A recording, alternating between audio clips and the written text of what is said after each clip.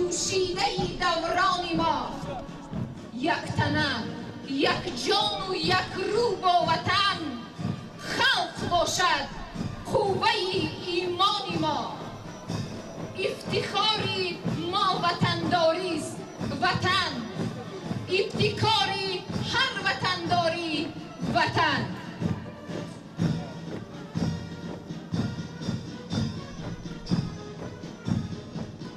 سروری تو عاقلی دوران بود، وحدتی صلح تو نگهبان بود. وارثی ننگی تو اگر او بود، قسمتی فردا درخشان بود.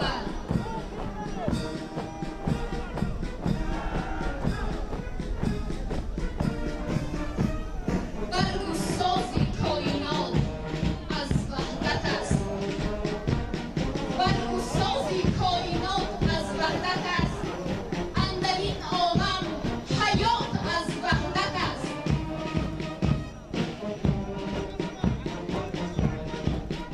تاجیکستان پاک مرزی باستان، عرصه وقت مسکنی پیر و جوان. دوست می‌داریم تو را با نرخی جان، تو عزیز هستی برامان جاودان.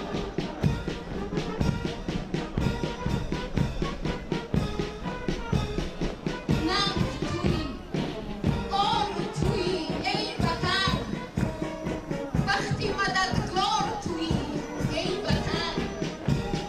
مادر غمخوار تویی ای وطن، تاج نگهدار تویی ای وطن.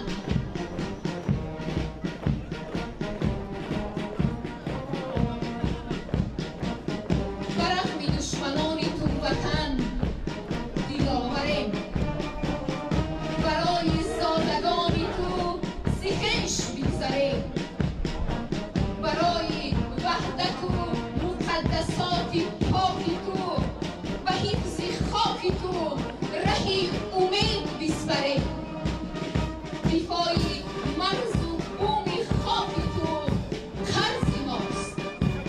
صفای وقت جاودان تو فرض ماست.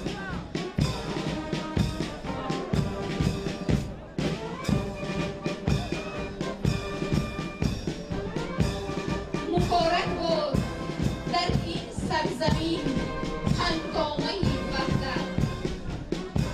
بقای سور بادا جاودان در نامه وحدت.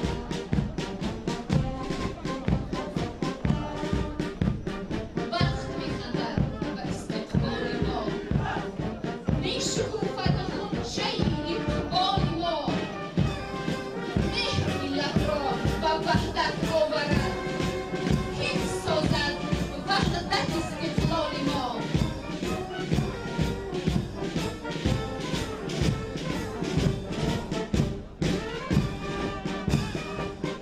بهشتی نازنین ما توی وطن، امید آخرین ما توی وطن. تو صبح نادمیده را بشارتی، تو بخت تاجیکانه را عمارتی. تو تکیهگاه وحدت و محبتی، تو قسمتی، تو مادری، تو ملتی. زمین نازنین ما توی وطن، امید آخرین ما توی وطن.